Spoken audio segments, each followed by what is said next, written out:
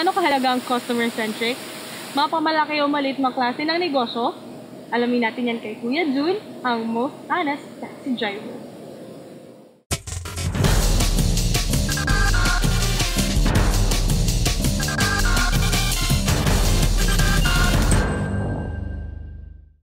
Yung mga pasahero ko, tinuturing ko sila parang isang kaibigan, kamag-anak, dahil sila yung nagbibigay sa akin ng hanap buhay. Kung wala sila, hindi ako kikita ng pera. Saka pinapakita ko sa kanila kung gaano sila ka-importante. Pag sakay pa lang nila, nilalak ko na yung pinto. Para yung safety nila, hindi sila matatakot na sumakay ng taxi. Kahit saan man sila mapunta. Kaya nga, sabi nga nung isang pasahero ko, if the driver like Kuya Jun, we live in better settings.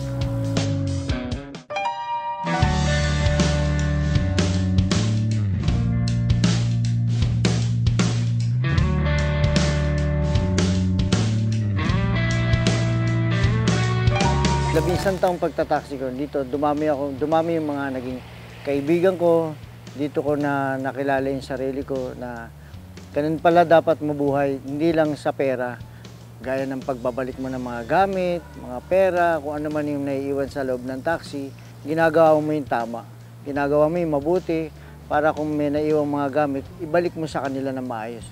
Para kung sakasakali, makilala ka nila, makita ka nila, na ito yung taxi driver na nasakyan ko, siya yung nagbalik, at least makikilala ka ng tao dahil sa maganda yung ginagawa mo sa kanila.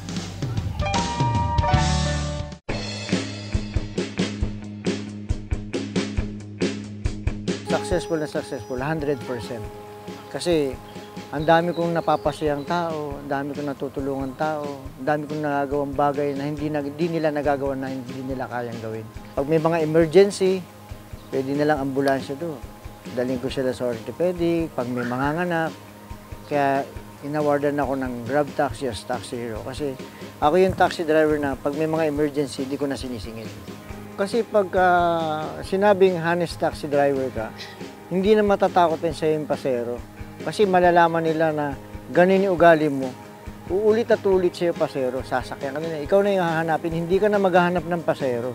Once na nagbalik ka lang ng isang bagay, kahit anong bagay na ibalik mo, isang tao lang babalikan mo ng bagay. 10 ang kapalit nun. Yung 10 na yun, manganganak pa rin yun. Magiging 100.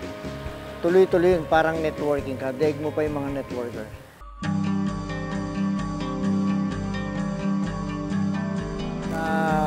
Katulad kong taxi driver, magiging mensahe ko lang sa kanila. Sana maging tapat sila sa trabaho nila. Doon ang mag-uumpisa yung pagiging successful taxi driver nila. The more you do good things, more return, more blessings. Kaya mag-gain ka ng magandang buhay. I'm Mr. Jun Ochabo, proud to be entrepreneur.